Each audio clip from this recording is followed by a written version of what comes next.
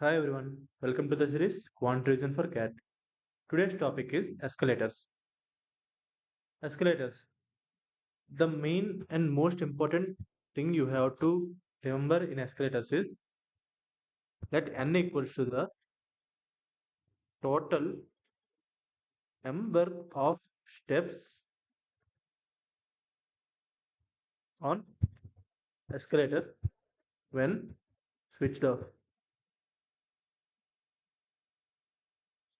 On escalator and switched off. Okay. So it is going to be constant. If a person is going from here to here, no matter what, the distance he is traveling is going to be constant. So let's take an example and discuss it. So if a man is traveling and escalator is sorry, if a man is traveling at 3 meters per second and escalator is traveling upwards at 3 meters per second, the effective speed will be let us think that it took 10 minutes for the man to reach the top of a escalator. Okay, so the total distance covered is 3 plus 2 into 10, that equals to 50 steps. Okay, this is called n which is the distance from here to here. Okay, okay, in the same scenario, if the escalator is traveling downwards, then how much time is it going to the person takes 50 seconds, right, to cross this 50 steps. So the n is always same, even though the man is stationary or else the accelerator is stationary, n won't change. So in escalated problems, you always have to remember that if you are going to equate the number of steps on escalator, then we are going to get the answer. Okay, there is another one more concept here. Let us let us take this scenario.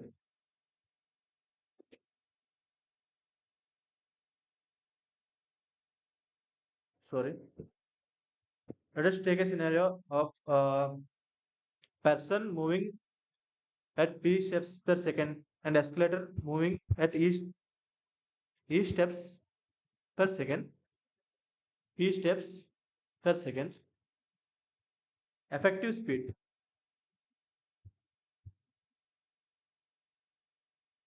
p plus e when both are moving in same direction. If person speed is equals to 0, effective speed equals to e. When p equals to 0, effective speed equals to e. When they are moving in opposite direction, so the effective speed will be p minus c. So here, if you observe one thing, when speeds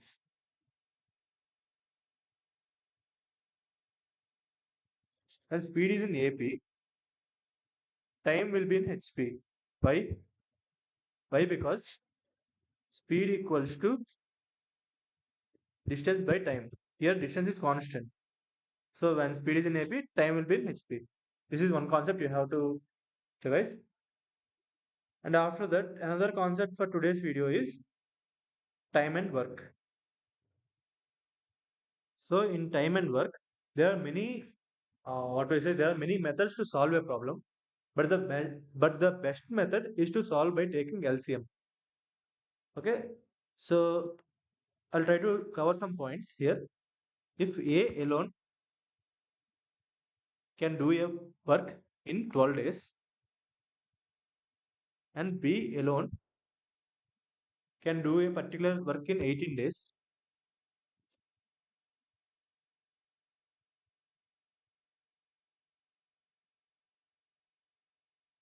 how much time does it take when both A and B work together?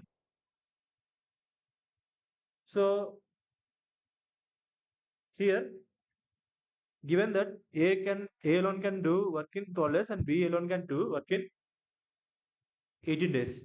First find the LCM of 12 comma 18, which is equals to, when we take 6 as common, 6 into LCM of 2 comma 3,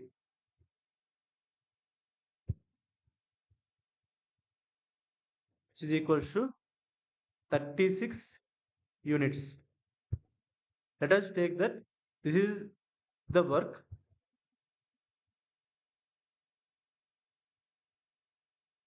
that is to be done. Okay, so if when A alone can do this work in 12 days, that means 36 by 12, which is 3 units per day. A does 3 units of work per day. Similarly, B can complete this work in 18 days. That means B alone can do this work in B can do 2 units of work per day. Okay. So when A plus B together work, they can do 5 units of work per day. Okay. So the time taken is equals to total work 36 by 5, which is equals to 7.2 days.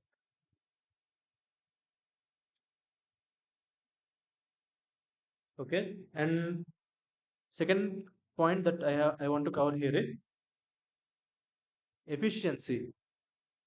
Efficiency means nothing here.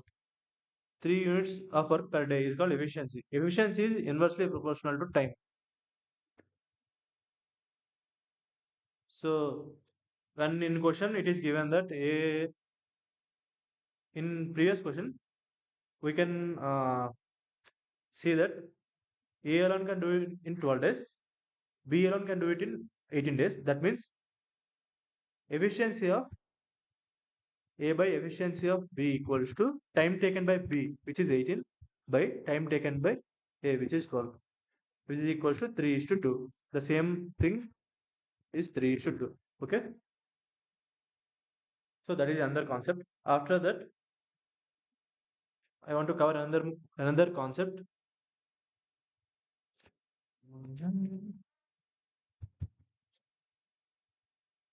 Here in this concept, it is given that A and B together can do a work in T days.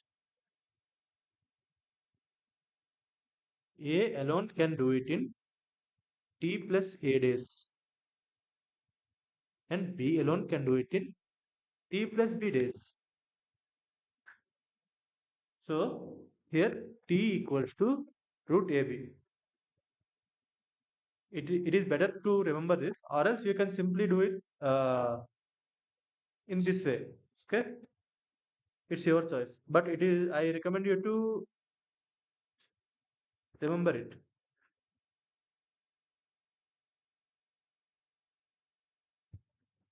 So one of the most important topic in works, time and work, is MDH concept. Okay.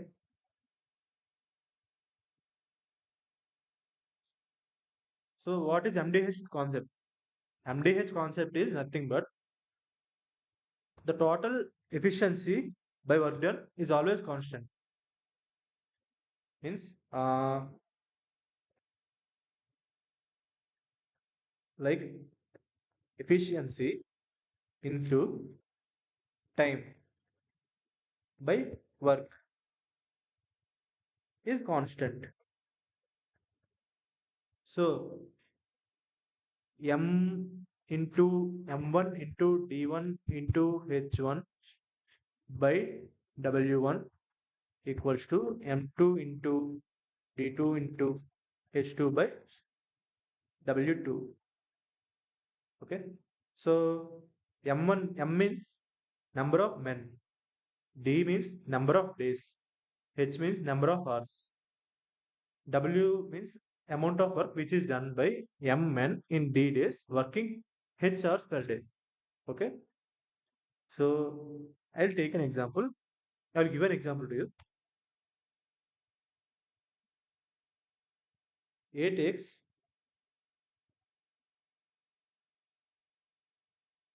so A takes 5 hours, 5 days to do 80% of the work, and B completes the remaining work. It is given that efficiency of A equals to 2 into efficiency of B. How much time does B work? Okay, this is the question. As I have mentioned that efficiency into time by work is always constant. So efficiency of A into time taken by A by work done by A equals to efficiency of B to time taken by B by work done by B. So since efficiency of A equals to 2 times of efficiency of B into time taken by A is 5 units and work done by A is 80%.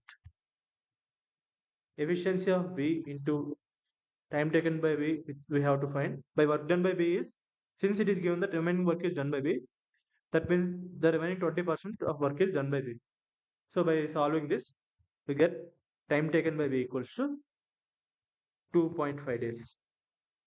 So B works for 2.5 days. Okay. There is another concept.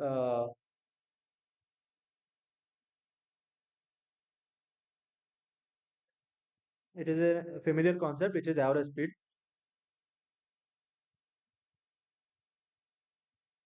Okay.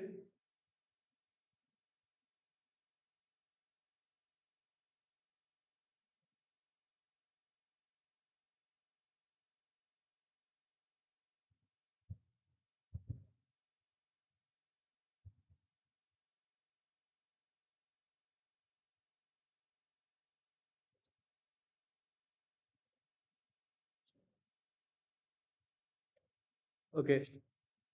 Now let's discuss about average speed. Let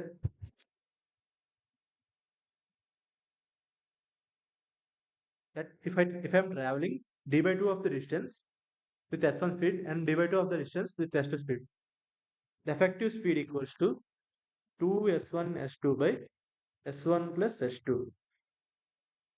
And if I'm traveling s1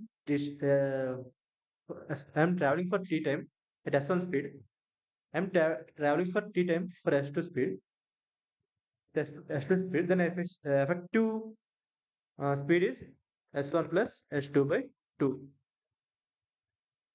So equal distance traveled,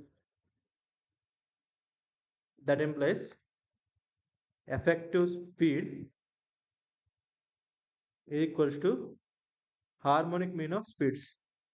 If the same thing when equal times traveled, effective speed equals to arithmetic mean. So that's it about today's video, and I am done with arithmetic. And in the next playlist, I'll try to add algebra. Thank you.